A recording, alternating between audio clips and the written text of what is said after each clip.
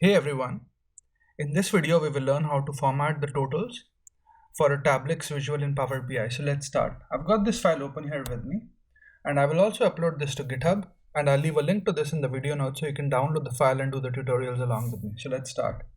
So I'm going to select the Tablix and I'm just going to put it into focus mode and you can see the totals at the end. And they scroll down and we've got the totals, and let's say if you want to format the totals. So with the Tablix visual selected, you go to the format tab and you click on it, and then you go to the total, and when you click on it, so totals are on. You can turn totals on and off.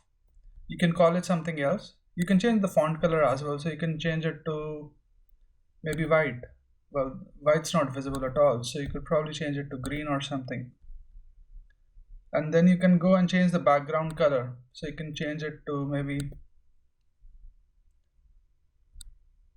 and so on. And you can change the text size as well, so you can increase the text size or you can decrease the text size.